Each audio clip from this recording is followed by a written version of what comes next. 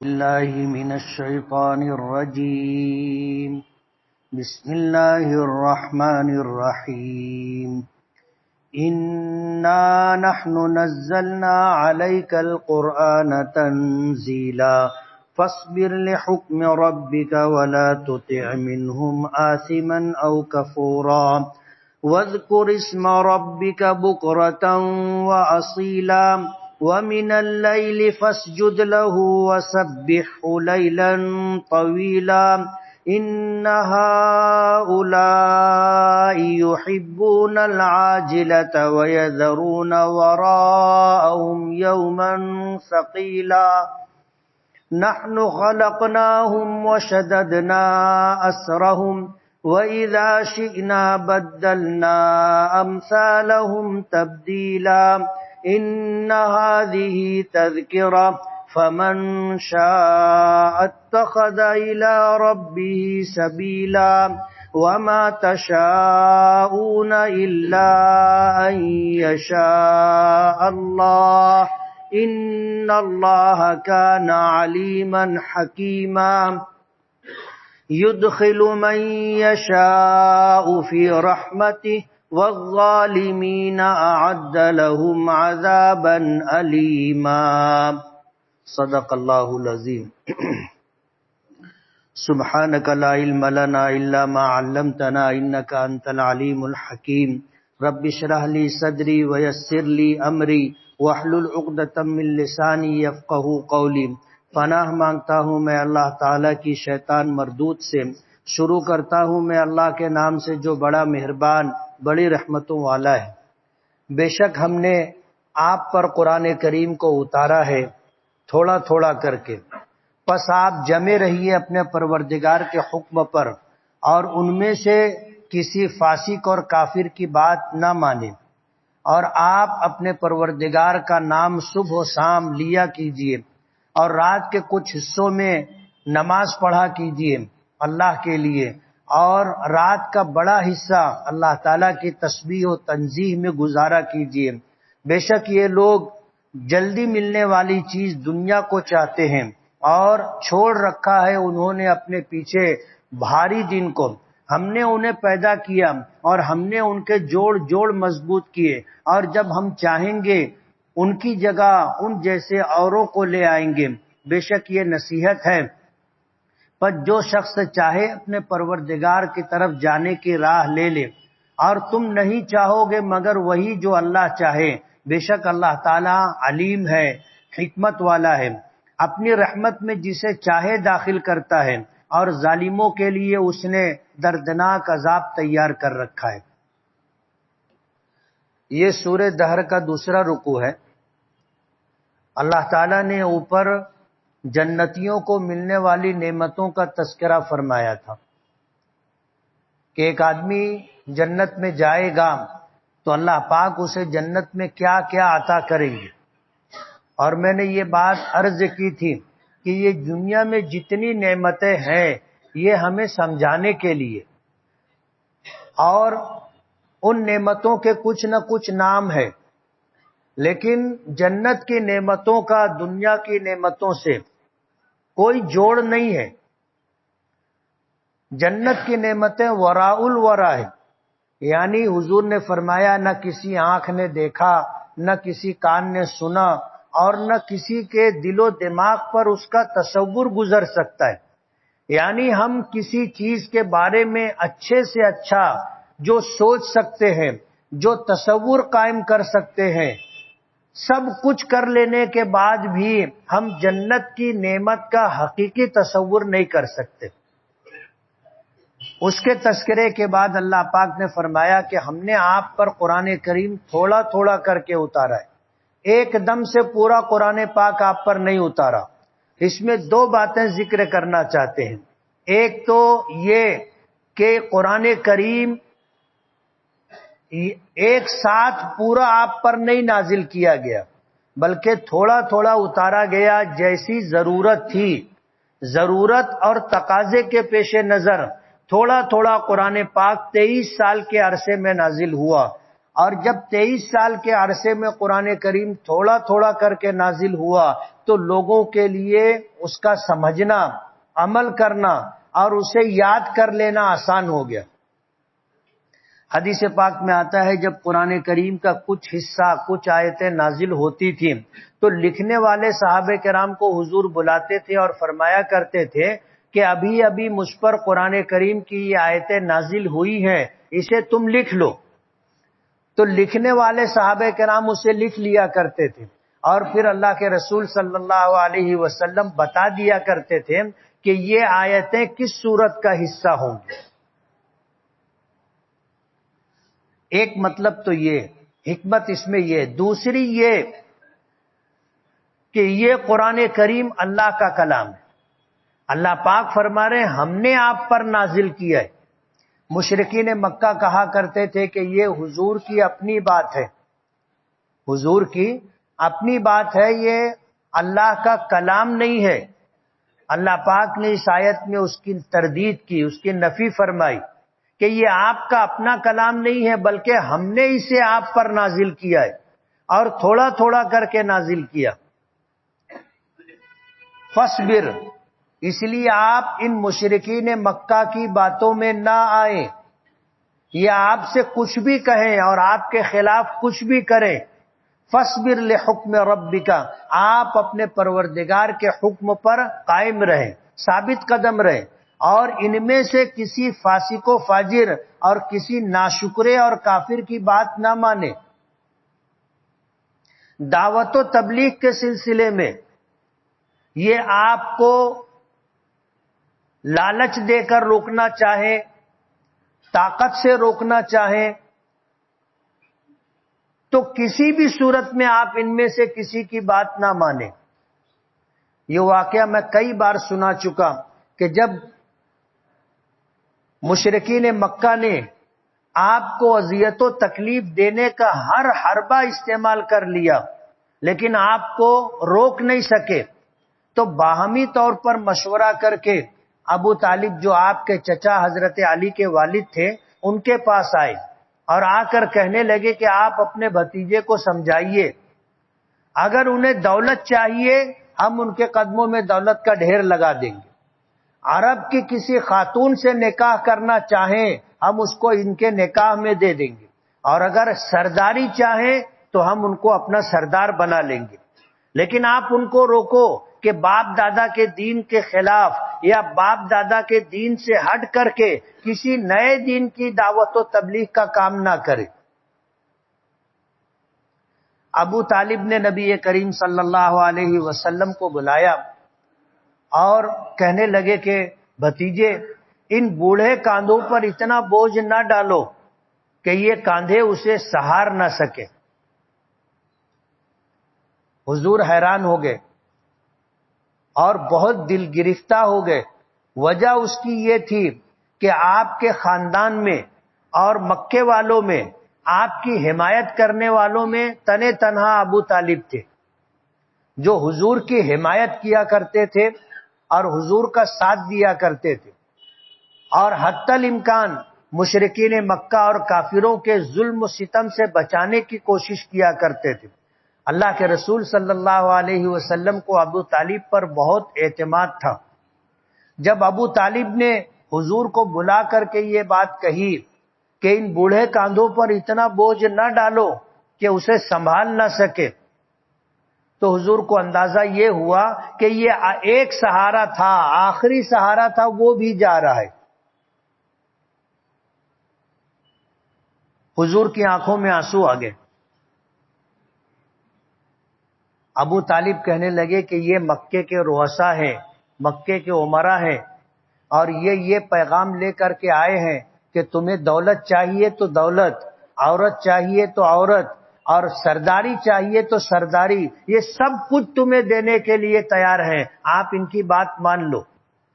حضور پاک صلی اللہ علیہ وسلم نے فرمایا کہ چچا اگر یہ لوگ میرے ایک ہاتھ پر سورج اور دوسرے ہاتھ پر چاند بھی لا کر رکھ دے، جو کہ ان کے لیے ممکن نہیں ہے، یہ ایسا کبھی بھی نہیں کر سکتے، لیکن اگر یہ چاند بھی اور سورج بھی لا کر میرے ہاتھوں پر رکھ دیں اور یہ چاہیں کہ میں اللہ کے دین کی دعوت و تبلیغ چھوڑ دوں تو ایسا کبھی بھی نہیں ہوگا. یا تو میں دعوت و تبلیغ کا فریضہ انجام دیتے دیتے اپنے مقصد کو پا لوں گا یعنی کامیاب ہو جاؤں گا، یا پھر اس راستے میں اپنی جان قربان کر دوں گا لیکن پیچھے نہیں ہٹوں گا. جب یہ عزم و حوصلے کی بات ابو طالب نے سنی اور بھتیجے کی آنکھوں میں، حضور کی آنکھوں میں آنسو دیکھے تو کہنے لگے کہ بھتیجے تمہیں جو کرنا ہے تم کرو، جو کرنا ہے تم کرو. کوئی آنکھ اگر آپ کی طرف اٹھے گی تو وہ آنکھ پھوڑ دی جائے گی، اور کوئی ہاتھ اگر آپ کی طرف بڑھے گا تو وہ کاٹ دیا جائے گا. ابو طالب کے اس طرح حوصلہ دینے پر نبی کریم صلی اللہ علیہ وسلم کو ابو طالب سے بہت زیادہ لگاؤ تھا، اور جب ان کے انتقال کا وقت قریب آیا اس وقت تک ابو طالب نے ایمان قبول نہیں کیا تھا. تو حضور پاک صلی اللہ علیہ وسلم نے آ کر اپنے چچا سے کہا کہ آپ میرے کان میں کلمہ پڑھ دیں. احاجک بہا عند اللہ یوم القیامہ، کل قیامت کے دن میں آپ کی طرف سے اللہ سے جھگڑوں گا. ابو طالب کلمہ پڑھتے اس سے پہلے مکے کے جو مشرکین وہاں بیٹھے ہوئے تھے وہ کہنے لگے کہ ابو طالب کیا تم بھتیجے کی بات میں آ کر کے باپ دادا کا دین چھوڑ دو گے؟ مکے کی بوڑھی عورت تم کو تانا دیں گی، مکے کی بوڑھی عورتیں تانا دیں گی کہ یہ جہنم کے ڈر سے باپ دادا کا دین چھوڑ دیا تھا. حضور پاک صلی اللہ علیہ وسلم کی بات ابو طالب نے مانی نہیں، اور آخری جو کلمہ آخری جو بات ان کی زبان سے نکلی تھی اسے امام بخاری رحمت اللہ علیہ نے ذکر کیا ہے. کہتے ہوئے ان کا انتقال ہوا کہ اموت علی ملت عبد المطلب، کہ میں اپنے باپ عبد المطلب کے دین پر مرتا ہوں. کلمہ نہیں پڑھا. حضور پاک صلی اللہ علیہ وسلم کو اس طرح ابو طالب کے مرنے پر اتنا دکھ اور صدمہ تھا جس کو بیان نہیں کیا جا سکتا، کہ ساری زندگی جس نے حضور کی مدد کی، حمایت کی اور کافروں کے دست و برد سے، ظلم و ستم سے بچانے کی ہر ممکن کوشش کی، وہی بغیر کلمہ پڑھے دنیا سے جا رہے. حضور کو بہت صدمہ تھا. حضور کی کیا کیفیت تھی، کیا دلی جذبات تھے، اللہ بہتر جانتے ہیں.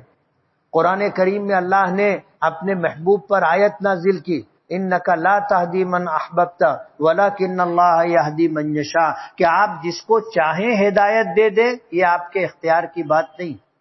اللہ جسے چاہتا ہے اسے ہدایت دیتا ہے. آپ کا کام پہنچا دینا ہے، کوشش کرنا ہے. دعوت و تبلیغ آپ کی ذمہ داری ہے. کسی کو مسلمان بنا دینا، ہدایت دے دینا آپ کے اختیار کی بات نہیں ہے. یہ تو اللہ کے قبضے قدرت کی بات ہے. اللہ جسے چاہتا ہے اسے ہدایت دیتا ہے، آپ کے اختیار کی بات نہیں.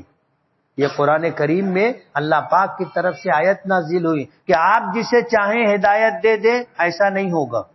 ہدایت تو اس کو ملے گی جس کو ہم ہدایت دے دیں. تو حضور کو بہت صدمہ تھا. تو حضور کو اس بات کا حکم دیا گیا کہ فاصبر لحکم ربک، اپنے پروردگار کے حکم پر جمے رہیے.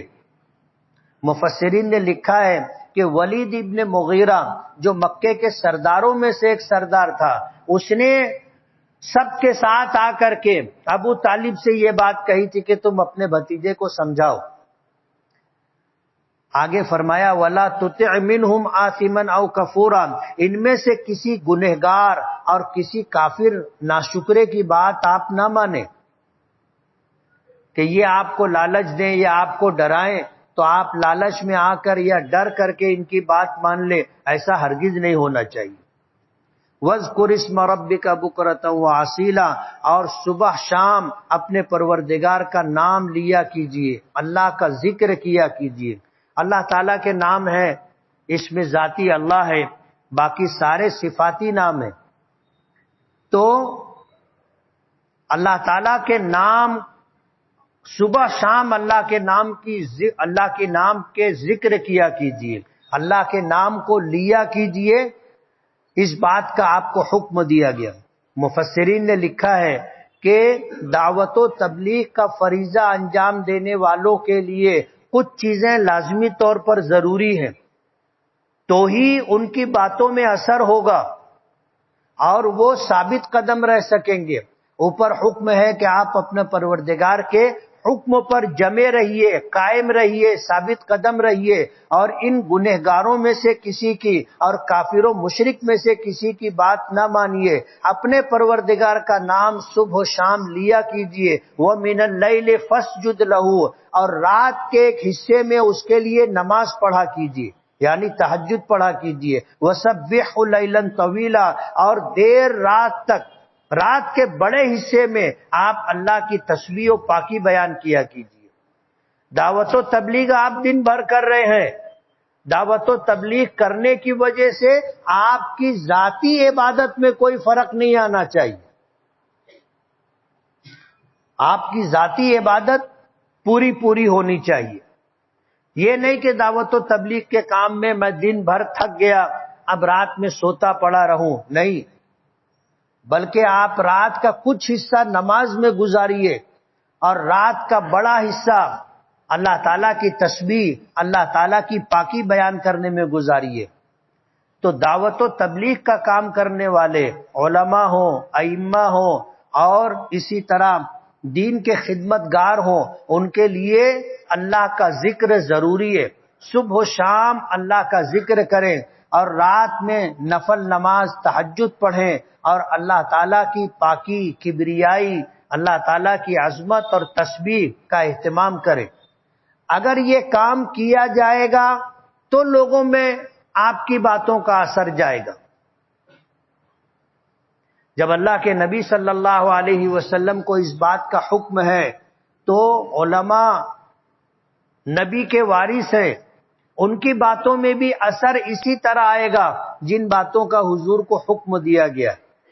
اس کے بعد آگے فرماتے ان ہؤلاء یحبون العاجلہ، کہ یہ مشرکین مکہ جلدی ملنے والی چیز، سامنے کی چیز دنیا چاہتے، یہ دنیا کے طلبگار ہیں، یہ دنیا کے طلبگار ہیں، اس کو پسند کرتے ہیں۔ وَيَذَرُونَ وَرَاءَهُمْ يَوْمًا ثَقِيلًا، اور ان کے پیچھے ایک بہت بھاری دن ہے، اس کو یہ بھولے بیٹھے، اس سے غافل ہے۔ آخرت کا دن، جس دن انسان کی اللہ کے سامنے پیشی ہوگی اور ساری زندگی کے اعمال اس کے ساتھ ہوں گے، اس دن کو یہ بھولے بیٹھے۔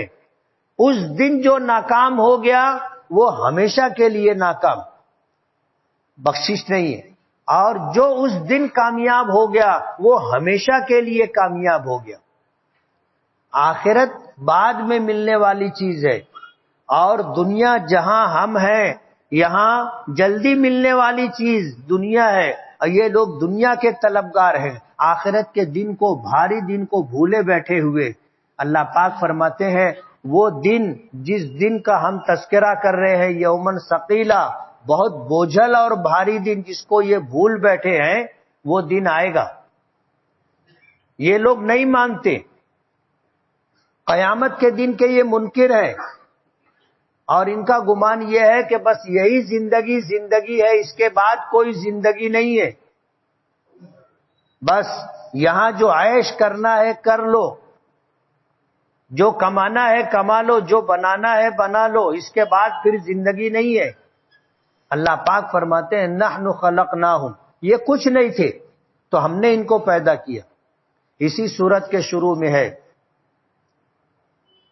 اسی سورت کے شروع میں ہے اللہ پاک نے فرمایا هل اتى على الانسان حين من الدهر، کہ کیا انسان پر ایسا زمانہ نہیں گزرا کہ وہ کوئی قابل ذکر چیز بھی نہیں تھا، منی کی شکل میں تھا، جس کا تذکرہ مجلس میں کرتے ہوئے آدمی حجاب محسوس کرتا ہے، جھجکتا ہے۔ تو جب یہ کچھ نہیں تھا، نحن خلقناہم، ہم نے اسے پیدا کیا تھا، وشددنا اسرہم، اور اس کے جوڑ ہم نے مضبوط کیے تھے۔ آپ سوچو ہم کوئی مشین خرید کے لاتے ہیں، کچھ دن چلنے کے بعد اس میں کام نکل آتا ہے، پرزے گھس جاتے، پرزے ٹوٹ جاتے ہیں، لوگ کہتے ہیں مشین کام پر آ گیا، بنوانا پڑتا ہے، گیریج میں گاڑی لے جانی پڑتی ہے، جو ٹوٹا ہوا پرزا ہو اسے بدلنا پڑتا ہے، جو پرزا گھس گیا ہو اس کو بدلنا پڑتا ہے۔ لیکن کبھی آپ نے سوچا کہ آپ جب پیدا ہوئے تھے اس وقت سے لے کے آج تک ہمارے سارے جوڑ اور جسم کے سارے اعضاء کام کر رہے، کچھ گھسا، کچھ ٹوٹا کب ہے؟ جب حادثہ ہوتا ہے، ورنہ آج تک کی زندگی میں کبھی ایسا نہیں ہوا کہ ڈاکٹر بولے کہ اب تمہاری گردن بدلنی پڑے گی، نہیں بولا۔ پیدا ہوئے اس وقت سے لے کر آج تک اللہ نے جوڑ اتنے مضبوط بنائے ہیں اور اتنے شاندار اور اتنے اچھے بنائے ہیں کہ آج تک ہم کو اس میں کچھ کرنے کی ضرورت نہیں ہے۔ ہمارا ایک جوڑ معلوم نہیں کدھر کدھر گھومتا ہے،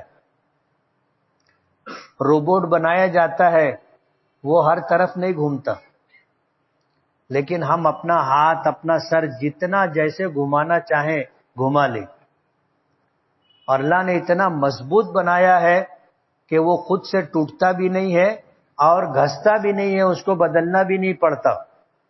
نحن خلقناہم، ہم نے انہیں پیدا کیا، وشددنا اسرہم، ان کے جوڑ کو ہم نے مضبوط بنایا۔ جب یہ کچھ نہیں تھے تو ہم نے ان کو وجود عطا کیا، اور ایک وقت آئے گا جب یہ مر کر کے مٹی میں مل جائیں گے تو ہم قیامت کے دن پھر انہیں دوبارہ پیدا کریں گے، دوبارہ انہیں کھڑا کریں گے۔ وَإِذَا شِئْنَا بَدَّلْنَا أَمْثَالَهُمْ تَبْدِيلًا، اور اس دنیا میں یہ نافرمانی کر رہے ہیں، ہم اس پر قدرت رکھتے ہیں کہ ان کو ہلاک کر دیں اور ان کی جگہ ان کے جیسے لوگوں کو لے آئے۔ اللہ کو اس پر قدرت ہے۔ روزانہ لاکھوں لوگ مرتے ہیں، رتی مہارتی بڑے باکمال لوگ دنیا سے جاتے رہتے اور ان کی جگہ دوسرے لوگ آتے رہتے، لاکھوں لوگ مرتے ہیں اور روزانہ لاکھوں لوگ پیدا ہوتے۔ آپ اگر دیکھو گے مرنے والوں سے زیادہ آنے والوں کی تعداد ہے۔ آبادی بڑھتی ہے کہ گھٹتی ہے؟ مالیگاؤں میں پہلے کبھی کتنی آبادی تھی؟ بڑھتی چلی جا رہی۔ انگریز لوگ جب ہندوستان پر قابض تھے تو ہندوستان کی آبادی کتنی تھی؟ کسی کو معلوم ہے؟ جب انگریز اس ہندوستان پر قابض ہوئے تو ہندوستان کی آبادی 2 کروڑ تھی۔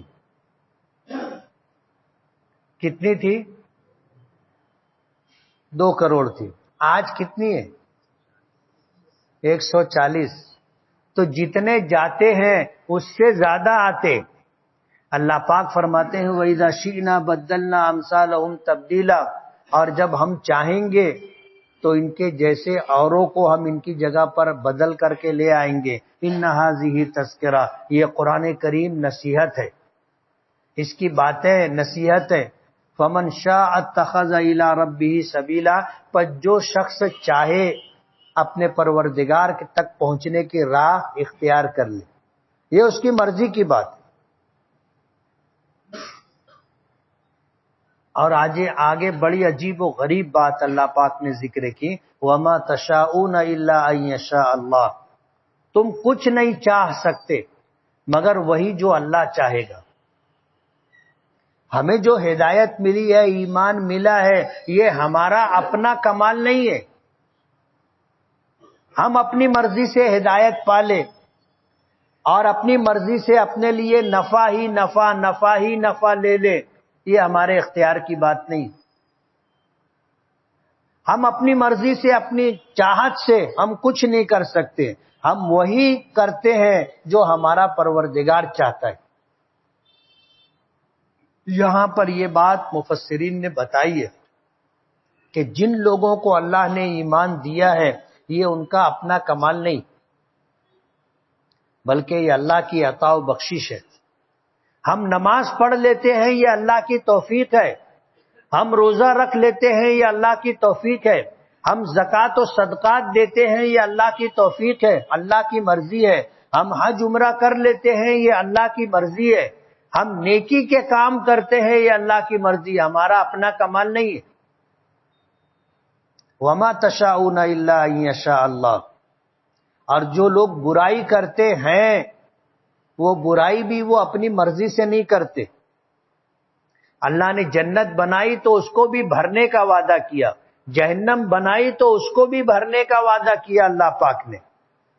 تو اس دنیا میں جو لوگ ہیں ان کو عقل ملی ہے، شعور ملا ہے، سب کچھ جانتے اور سمجھتے ہیں، لیکن اس کے بعد بھی اللہ کو چھوڑ کر کے اللہ کی مخلوق میں نہ جانے کن کن چیزوں کی وہ پوجا کرتے۔ ہم سے زیادہ سمجھدار ہے، ہم سے زیادہ دانا ہے، ہم سے زیادہ جینیس ہے، لیکن اللہ نے نہیں چاہا اس لیے ان کو ہدایت نہیں ملی۔ علماء نے لکھا ہے کہ جن کو ہدایت اللہ نے دی ہے وہ ہدایت کے مستحق تھے، ہدایت کے لائق تھے تو اللہ نے ہدایت دی، اور جن کو ہدایت نہیں ملی وہ ہدایت پانے کے لائق نہیں تھے۔ اللہ نے مجھے اور آپ کو پیدا کیا، ساری کائنات میں انسانوں کو اللہ نے پیدا کیا، اللہ بہتر جانتا ہے کہ کس کے اندر کتنی اہلیت اور کتنی صلاحیت ہے، کون کس بات کا لائق اور حقدار ہے، کس بات کا مستحق ہے، اللہ جانتا ہے۔ اس لیے ہمیں اللہ نے اگر ایمان دیا ہے، اسلام دیا ہے، قرآن دیا ہے، اللہ نے ہمیں دین اسلام کی نعمت عطا کی ہے، ہمیں نیکی کی توفیق کی عطا کی، تو اس پر اللہ کا شکر ادا کرنا چاہیے۔ یہ ہمارا اپنا کوئی کمال نہیں ہے، یہ ہمارا اپنا کوئی کمال نہیں ہے۔ ہم سے بہت زیادہ اچھے لوگ دنیا میں ہیں، لیکن ان کے حصے میں ہدایت نہیں تھی، وہ ہدایت کے لائق نہیں تھے، اللہ نے ان کو ہدایت نہیں دی، اور ہم کو اگر ملی ہے اس پر اللہ کا شکر ادا کرنا چاہیے۔ کم سے کم روزانہ 2-4 رکعت نفل نماز شکرانے کی پڑھنا چاہیے۔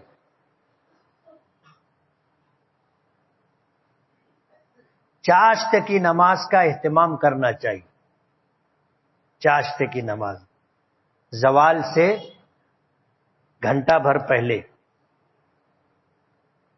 2 رکعت نماز۔ اللہ نے جو ہمیں 360 جوڑ عطا کیے ہیں، ہر جوڑ پر ایک صدقہ واجب ہے، اور جو آدمی چاشت کی 2 رکعت پڑھ لے گا اس نے گویا 360 صدقے دیے۔ اور روزانہ کم سے کم آدمی 360 مرتبہ سبحان اللہ، الحمدللہ، لا الہ الا اللہ، اللہ اکبر، لا حول ولا قوت الا باللہ، یہ پڑھنا چاہیے۔ جسم کے ہر جوڑ پر ایک صدقہ واجب ہوتا ہے۔ حضور نے فرمایا سبحان اللہ کہنا صدقہ ہے، الحمدللہ کہنا صدقہ ہے، اللہ اکبر کہنا صدقہ ہے، لا الہ الا اللہ کہنا صدقہ ہے، امر بالمعروف یعنی بھلائی کا حکم دینا صدقہ ہے، برائی سے روکنا صدقہ ہے، اور راستے سے کسی تکلیف دہ چیز کا ہٹا دینا بھی صدقہ ہے۔ اور ہمیں اللہ نے 360 جوڑ عطا کیے، ہر جوڑ پر صدقہ واجب ہے۔ صحابہ کرام کہنے لگے اللہ کے رسول اتنا صدقہ کون دے گا، کس کے بس کی بات ہے؟ تو حضور نے یہ تسبیحات بتائی، اس کا صبح و شام اہتمام کرنا چاہیے۔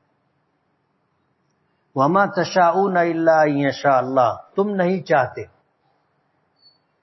الا ان یشاء اللہ، مگر وہی جو اللہ چاہتا ہے. ان اللہ کان علیما حکیما، اللہ تعالی علیم ہے، حکمت والا ہے. وہ جانتا ہے کہ کون ہدایت کے لائق ہے، کس کو ہدایت ملنی چاہیے. اس کی حکمت اگر چاہتی ہے، متقاضی ہے، تو وہ ہدایت دیتا ہے. ورنہ آدمی عقل و شعور رکھنے کے باوجود، بہت زیادہ سمجھدار و دانا ہونے کے باوجود ہدایت پر نہیں آتا، کفر اور شرک میں اس کی زندگی گزرتی ہے. یدخل من یشاء فی رحمتی، یہ اللہ کے اختیار کی بات ہے. اللہ جسے چاہتا ہے اپنی رحمت میں داخل کرتا ہے. والظالمین اعد لهم عذابا علیما، اور ظالموں کے لیے اللہ نے دردناک عذاب تیار کر رکھا ہے.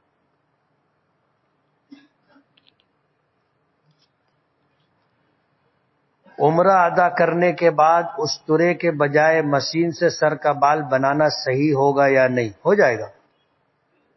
سر پر اگر بال ایک پور سے بڑے ہیں تو آپ مشین چلا لیجئے، احرام کی حرمت ختم ہو جائے گی، آپ حلال ہو جائیں گے.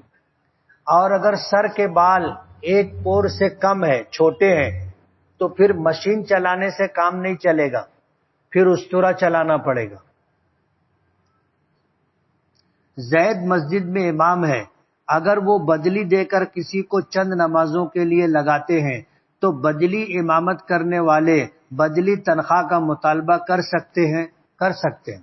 تم امامت کر رہے تو لے رہے نا تنخواہ، تو تمہاری جگہ تمہارا کام جو کرے گا وہ اس کا حقدار ہے کہ اس کو جو ہے دیا جائے. وتر کی نماز میں دعائے قنوت پڑھنا بھول جائے تو سجدہ سہو کرنے سے نماز ہو جائے گی کہ نماز دوبارہ پڑھنا ہوگا؟ دعائے قنوت کا وتر کی نماز میں پڑھنا واجب ہے.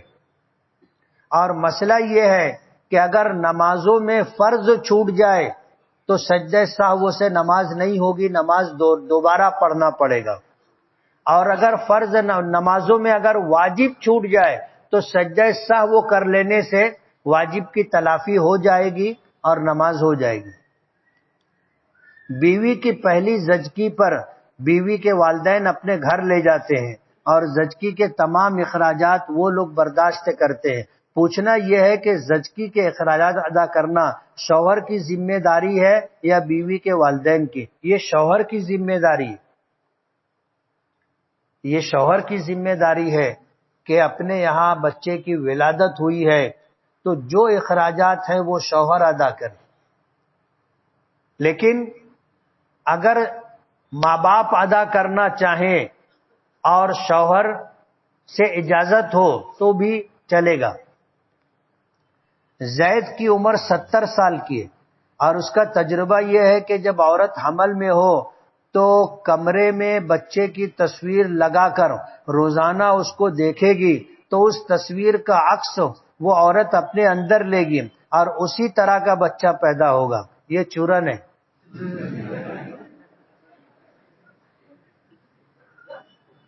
ایسا نہیں، ورنہ تو کسی کا بھی بچہ کالا نہیں ہوگا، گہرے رنگ کا نہیں ہوگا. کسی کا بھی بچہ قبول صورت بولو یا بد شکل بولو نہیں ہوگا. ایسا نہیں. رحم مادر میں تو بس اللہ کی قدرت چلتی ہے، اللہ کی قدرت. 3 اندھیروں میں آدمی ہو تو بچہ ہوتا ہے. ایک تو مشیمہ، بچہ ایک پھگے کے اندر ہوتا ہے، اس کو مشیمہ کہتے ہیں. اس کے بعد بچہ دانی، پھر اس کے بعد پیٹ، اوپر کی کھال. 3 اندھیروں میں ہوتا ہے. سائنس بھی وہاں تک نہیں پہنچ پائی آج تک. اس لیے یہ جو بات ہے یہ بس ایسے ہی ہے. 70 سال کا تجربہ ہو کہ 70,000 سال کا تجربہ ہو، اگر عورت اپنے طلاق کی عدت پوری کر رہی ہے، اسی دوران اسے رشتے والے دوسرے نکاح کے لیے دیکھ سکتے ہیں کیا؟ نکاح کا پیغام واضح طور پر دینا منع ہے. عورت عدت گزار رہی ہے، شوہر نے طلاق دے دی ہے یا شوہر کا انتقال ہو گیا اور یہ عدت وفات گزار رہی ہے، اسے نکاح کا پیغام واضح طور پر عدت میں دینے سے روکا گیا ہے. لیکن اگر اشارہ کرنا چاہیں، اشارہ کہ گھبرانے کی بات نہیں ہے، اللہ بہت بڑا ہے، عدت پوری ہوگی اللہ رشتہ دے دیں گے،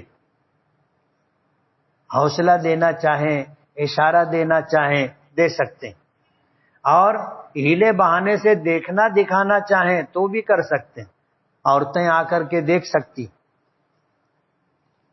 ایک عورت کا شوہر اسے طلاق دیے بغیر چھوڑ کر چلا گیا اور 5 سال کا وقت گزر گیا، عورت کو یہ علم نہیں کہ وہ زندہ ہے یا مر گیا، تو کیا عورت دوسرا نکاح کر سکتی ہے؟ نہیں کر سکتی. اس کے شوہر نے اسے طلاق نہیں دی ہے، وہ اسے چھوڑ کے چلا گیا ہے، اگرچہ شوہر کو پتہ نہیں ہے کہ وہ کہاں ہے، یہ معلوم نہیں ہے کہ وہ زندہ بھی ہے یا مر گیا ہے، عورت دوسرا نکاح نہیں کر سکتی. اور شوہر کی جو میراث ہے اس کا بٹوارا نہیں ہوگا. پھر کیا کریں؟ تو اس کا پھر یہ ہے کہ یہ عورت انتظار کرے. انتظار. امام اعظم ابو حنیفہ رحمۃ اللہ علیہ کے یہاں مسئلہ یہ ہے کہ شوہر کے ہم عمر جو اس کے دوست تھے، رشتہ داروں میں جو لوگ تھے اس کے ہم عمر، ان کا انتقال ہو جائے تو مان لیں گے کہ جو چھوڑ کے چلا گیا ہے مفقود الخبر ہے، کوئی عطا پتہ نہیں ہے، اس کا بھی انتقال ہو گیا، ایسا مان لیں گے. لیکن یہ عورت اگر نکاح کرنا چاہتی ہے تو اس کو دارالقضاء جانا پڑے گا، قاضی کے پاس، اور قاضی مفقود الخبر کے بارے میں نوٹس جاری کرے گا. امام مالک رحمت اللہ علیہ کے یہاں سب سے آسان جو بات ہے وہ یہ کہ 4 سال بیوی انتظار کرے گی. اس میں 5 سال لکھا ہے، کم سے کم 4 سال انتظار کرے گی. جب شوہر نہیں آیا تو وہ قاضی کے پاس جا کر کے نکاح فسخ کروا لے گی، اس کے بعد وہ نکاح کر سکتی. منگنی کرنا جائز ہے یا نہیں؟ جائز ہے. منگنی کہتے کس کو؟ رشتہ طے کرنا. منگنی کے معنی مانگنا.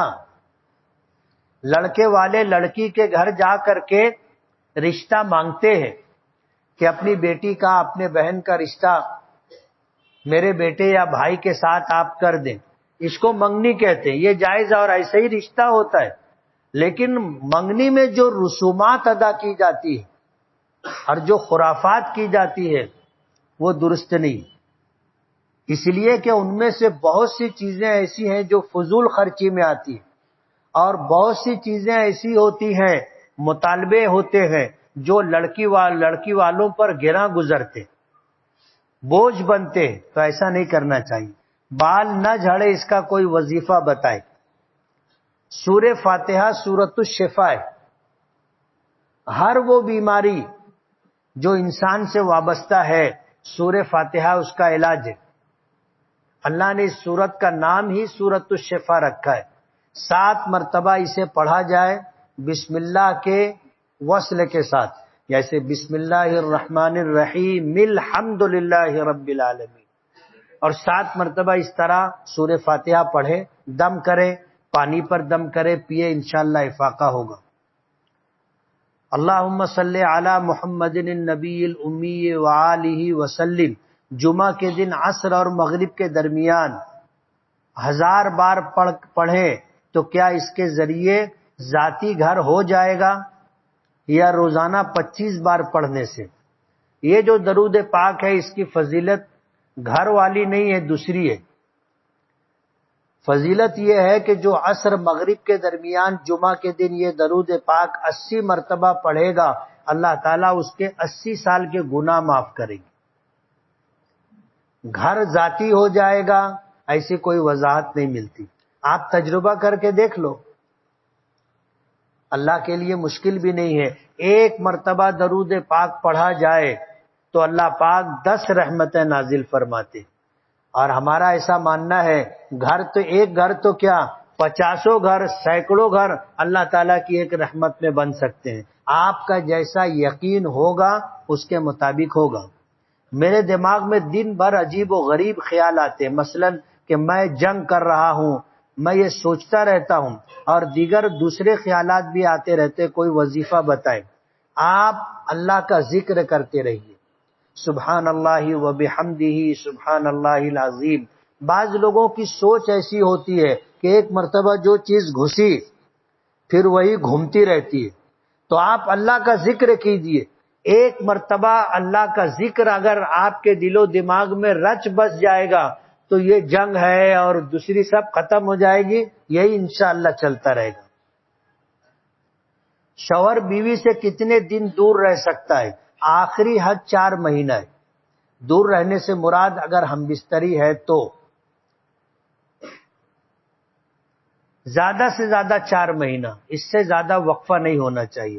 ایک رکعت نماز چھوٹ گئی اور امام کے ساتھ ایک سلام پھیر لیا تو کیا سجدہ سہو کرنا ضروری ہے؟ اگر امام کے سلام کے ساتھ سلام پھیرا ہے تو سجدہ سہو نہیں.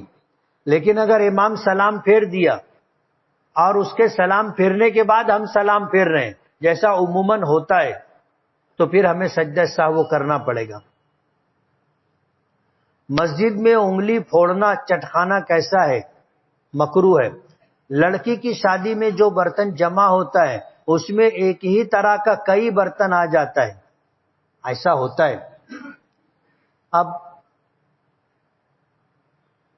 رسم ہے، جہیز دینا ہے، اور ہر آدمی کی حیثیت اچھی ہو ایسا ضروری نہیں ہے. تو لوگ دیکھتے ہیں بڑا سامان ہو اور سستا ہو. کمنڈل آتا ہے تو کمنڈل ہی آ جاتا ہے، سلپچی آتی ہے تو وہی آ جاتی ہے، ایسا ہوتا ہے. تو پوچھنا یہ چاہتے ہیں جس میں سے ایک یا دو ہی لڑکی کو جہیز میں دیا جاتا ہے، باقی بچا رہتا ہے، تو یہ بچا ہوا برتن کس کی ملکیت ہے؟ یہ لڑکی کی ملکیت ہے جس کی شادی ہو رہی ہے. جو بچا کے اپنے پاس رکھ لیتے ہیں درست نہیں. اگر رات بھر جاگتے رہیں تو تہجد کی نماز کس طرح پڑھیں؟ کبھی آپ رات 12 بجے کے بعد تہجد پڑھ سکتے ہیں، سونا ضروری نہیں. طلوع آفتاب، زوال اور غروب سے پہلے تلاوت کرنا کیسا ہے؟ جائز ہے، مکروہ بھی نہیں ہے. ایک صاحب کہتے ہیں کہ اس وقت تلاوت و نماز کے بجائے ذکر و اذکار کرنا بہتر ہے، تلاوت کرنا منع ہے. یہ بات صحیح نہیں. تمام اذکار میں سب سے بہتر ذکر قرآن کریم کی تلاوت ہے. لوگ بولتے ہیں میرے کو کہ یہ بابا کی حاضری آتی ہے اور وقت مقرر کرتے ہیں کہ جمعرات کا دن یا اور کوئی دن، کیا یہ بات صحیح ہے کیا؟ یہ بالکل بے بنیاد بات ہے، غلط ہے. کوئی بابا کسی کے ہاں آتا ہوتا نہیں، کسی کے اوپر آتا نہیں. آپ دیکھو محرم کے موقع پر بولے حضرت حسین کی سواری آتی. اب سواری کس کے اوپر آتی؟ جو نماز بھی نہیں پڑھتا، بلکہ ایسے کے اوپر سواری آتی ہے جو مسلمان بھی نہیں. ابھی کیمپ میں ہندوؤں کے اوپر سواری آتی. ابے حضرت حسین کو اگر ان کی روح کسی کے جسم میں حلول کرتی اور آتی تو وہ قاضی صاحب کے پاس آتی نا، مفتی صاحب کے پاس آتے، کسی متقی پرہیزگار امام صاحب کے پاس آتے. وہ چھوڑ کر کے شرابی ہے، جواری ہے، بے نمازی ہے، اسی طرح کافر اور مشرک ہے، لوگ کہتے ہیں ان کے اوپر حضرت حسین کی سواری آئی. یہ بالکل غلط بات ہے، ایسا کچھ بھی نہیں ہوتا. اور پھونک جھاڑ کرنے والے بھی اس طرح کا ڈھکوسلا اختیار کرتے ہیں کہ ایسی حیت بناتے ہیں جیسے اب کہیں گئے یا کوئی آیا تھوڑا سا آواز بھاری کر کے بولنے لگ جاتے ہیں تو بولے بابا آ گئے. سب غلط بات ہے. کیا عورتیں کالی شروان پہن سکتی ہیں؟ بعض عورتوں کا کہنا ہے کہ کعبے کا غلاف کالا ہے اس لیے نہیں پہن سکتے. کیا یہ بات صحیح ہے؟ غلط بات ہے. ایسا کعبے کے غلاف بعد میں چڑھایا جانے لگا، پہلے نہیں چڑھتا تھا. اب جو لوگ چڑھائے پہلے کالا کلر نہیں تھا، سفید کلر کا غلاف چڑھایا جاتا تھا. اور دوسرے کلر کا، پھر کچھ زمانے سے اب کالا چلا تو کالا ہی چل رہا ہے۔ اسی طرح سرور کونین صلی اللہ علیہ وسلم کے روضہ مبارک پر جو گنبد ہے اس کا کلر بھی پہلے سفید تھا، یہ 700-800 سال سے اس کو ہرا چالو کیے، ورنہ پہلے ہرا نہیں تھا۔ اس لیے رنگ کا ہمارے مذہب سے کوئی تعلق نہیں، سمجھ رہے ہو؟ رنگ کا ہمارے مذہب سے کوئی تعلق نہیں۔ کیا انبیاء کرام اپنی قبروں میں زندہ ہیں اور ان کی زندگی کیسی ہے؟ انبیاء کرام اپنی قبروں میں زندہ ہیں اور ان کی زندگی برزخی زندگی ہے۔ یہ زندگی جو اس دنیا کی ہے ہماری اور آپ کی، ایسی زندگی ان کی نہیں، برزخی زندگی ہے۔ اب وہ کیسی ہے اللہ بہتر جانتا ہے، لیکن انبیاء اپنی قبروں میں زندہ ہیں، یہ اہل سنت والجماعت کا عقیدہ ہے۔ اور ان کی زندگی برزخی زندگی ہے، وہ کیسی ہوتی ہے ہمیں پتہ نہیں۔